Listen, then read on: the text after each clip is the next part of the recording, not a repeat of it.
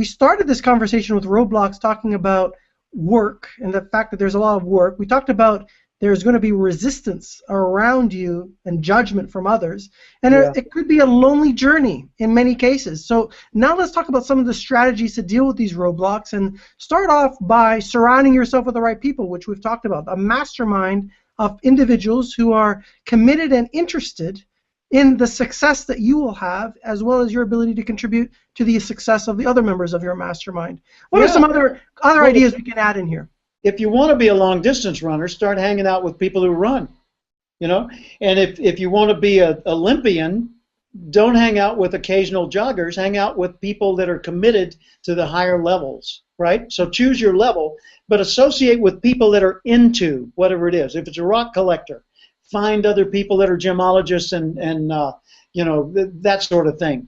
If it's, name it, you know, you can find a community of people, especially with the internet and with Facebook and LinkedIn and all those resources. You can find communities of people with similar interests. So get other people around you, and then increase the percentage of mentor effect in your life. For me, I got Earl Nightingale's recordings on audio cassettes back in those days. I had 48 audio cassettes, each about 20 minutes long, and a little portable cassette player in my car. And I played that all day, every day, whenever I was in the car. On weekends, I would sit it next to me if I was working in the yard or barbecuing or something like that, or just sitting around the house doing other things. I would play those recordings to reprogram my own attitude, my own knowledge base, my own point of view toward the world. I had a point of view that I was going to be ordinary and insignificant. I wanted to be someone who mattered. So I had to go gather and get to me and commit to using the influences, the books, the recordings, things like that, the people who would bring to me that healthier, bigger, more abundant point of view. And everyone can do that. You can certainly do it online. You can do it through resources like Customer Engagement Magazine. You can do it through, you know, go to Cathcart.com and get my company resources. There are myriad resources now compared to what there were 20 years ago. But surround yourself with inputs. Shape your own environment intentionally to give you the inputs. Because success in any venture is made, M-A-D-E. M, you got to have the mindset that fits the goal you're going after. A, you've got to have affirmations. You've got to talk in terms of the new you, not the way you used to talk. Well, I'll try. Gee, I hope it works. Well, what if, you know, I hope we don't have any problems. All that's loser mentality coming up in articulation. So change the way you articulate and affirm. D, daily habits that lead you on the new path. And E, environmental influences, people and things that reinforce your new point of view.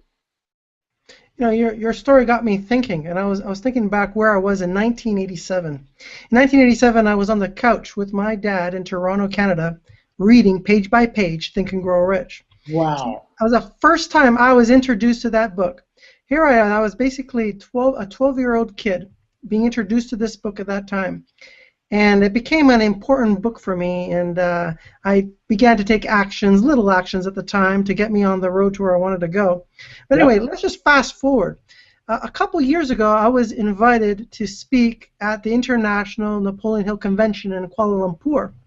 And here I am speaking on stage with Napoleon Hill's grandson to my right, the CEO of the Napoleon Hill Foundation to my left, and all of that was created as a result of being able to leverage this body of work and interacting with like-minded people to get me to where I wanted to be, which was to be on stage communicating and sharing this message with others. So anybody watching this video can apply what we're talking about. Yeah. It's right there for you to grab and take. The odds of that happening are a zillion to one against it, until you decided to commit to that path. And once you made the commitment to follow that new path and stayed the course, then that became a very logical and ultimately predictable outcome. Of course, that would ultimately happen because you took the time to transform you. Mm-hmm. So let's talk about first steps, first physical action steps that people can take to get this whole thing rolling. What do we do? Let's do this. This is a really exciting section of our broadcast, everybody. So make sure you got your pen and paper handy. We have 5 key points to talk about. So number 1, and you're going to see there's a metaphor in this scenario here. Declare your personal independence from others. Declare your personal independence. What does that mean, Jim?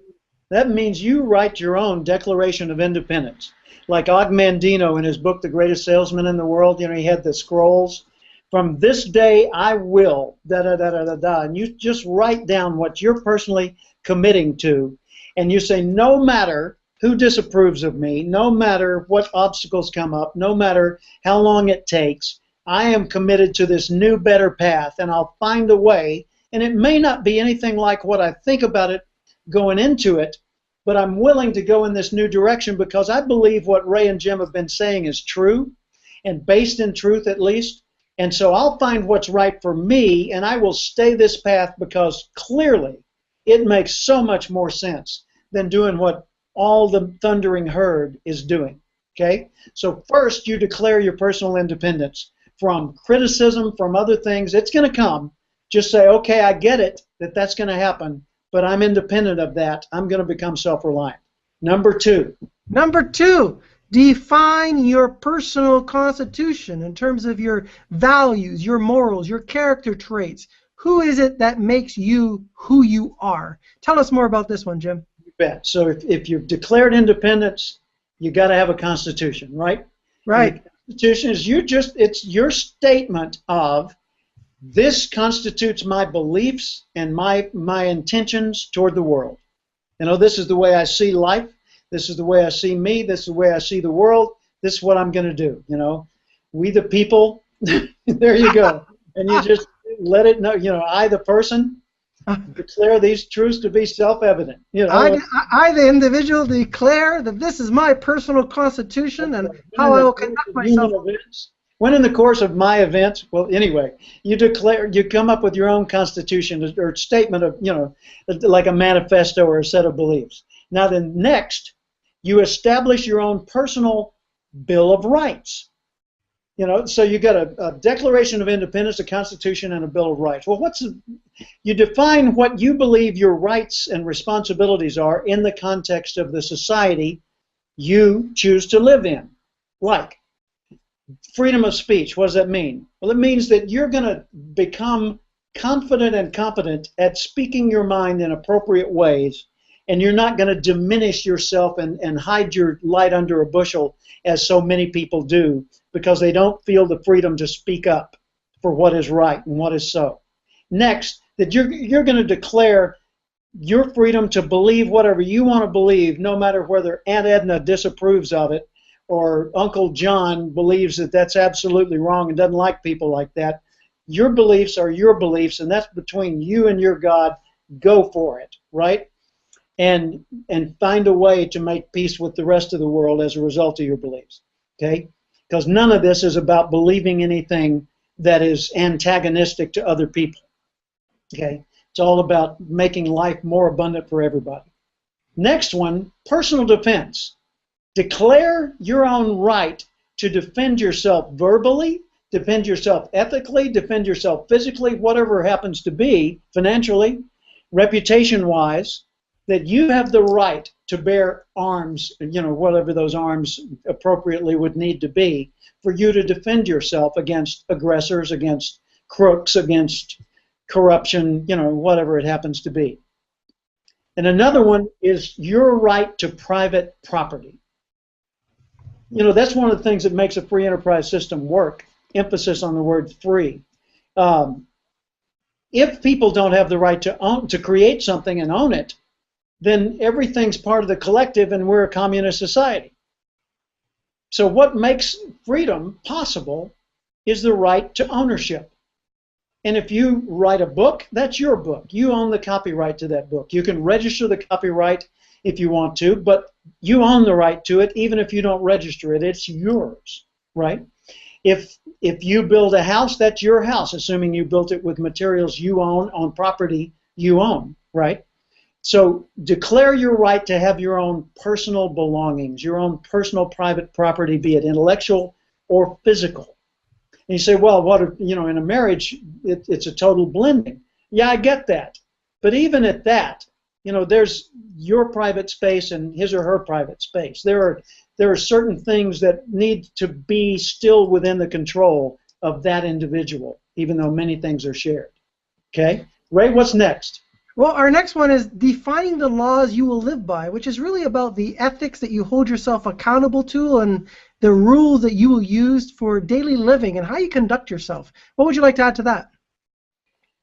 I think it's just that, you know, there are plenty of laws that are imposed on us externally, but we need laws that are created and applied internally on ourselves. Like, it could be something simple and trivial for daily living, or it could be something profound like, you know, making a commitment never to do harm to another person, except in self-defense. And I have a little tiny, it's more of a codicil than a law. When I find it tough to get up in the morning, my agreement with myself is if I move my foot past the edge of the bed, I'm committed and I'm going to go ahead and get up. So I may lay there for 15 minutes before I do that little action, but I know that once I do that little action, I'm in, and it's time to get up and greet the day. So it could be silly little simple things like that, or it could be profound things like, in this business, we tell the truth, and if you don't, you're fired right now.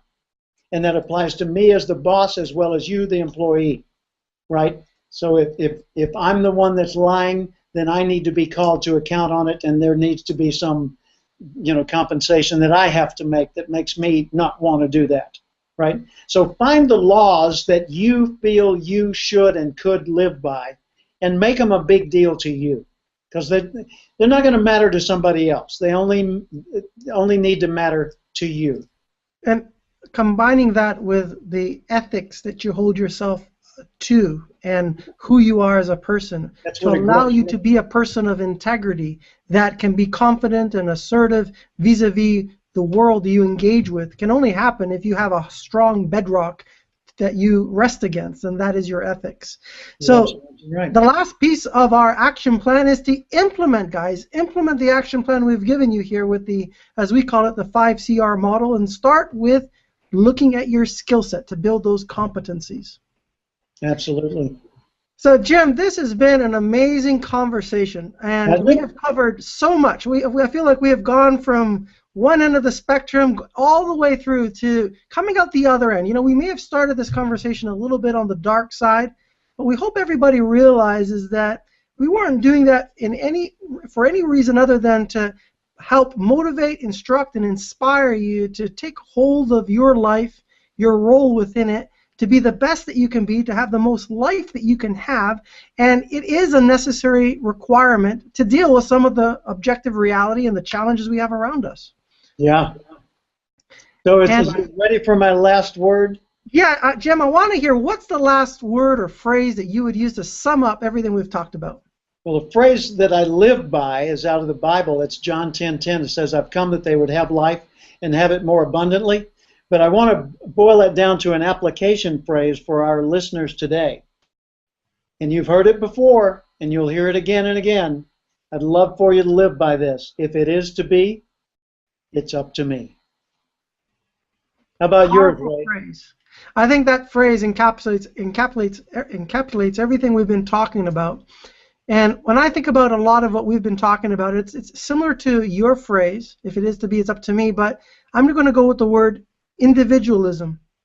Individualism is an important word that sometimes gets cast aside in today's society as being something that is not what we want. It's something that is maybe not ideal, but I think it is imperative that we recapture the essence of who we are, and we apply the 5CR model to be able to be more self-reliant and to be able to take care of ourselves the way we need to. And that starts with having full respect for who you are as an individual and the role of an individual in society at large. I agree. Ray, this has been tremendously stimulating, way longer than either of us thought it was going to be. But I think as we cut this into pieces for people to be able to consume it more efficiently, we're going to really serve people well. I feel very good about this dialogue. I appreciate your making it happen, and I look forward to both of us hearing a lot from the people who were listening today and who listen in the future, so that we can feed this self-reliance movement and make it something that profoundly improves the world. Thank you so much, Jim. And I'd also just like to make sure everybody knows how they can get back in touch with you. Can you please share your website, and we'll make sure it's placed in the magazine as well. It's my last name, Cathcart.com. And you can also find me on Facebook, YouTube, Twitter, Jim Cathcart. I'm pretty much everywhere. And for everybody who's watching this, wherever you may find it on the internet or in the magazine, know that we create content like this on a regular basis as part of Customer Engagement Magazine. If you're new to our publication, go to customerengagementmagazine.com, put in your name and email address, and we'll start to share some great content with you that can help move you from where you are to where you want to be. So this is Ray Stendel signing off together with Jim Cathcart, wishing you the very best.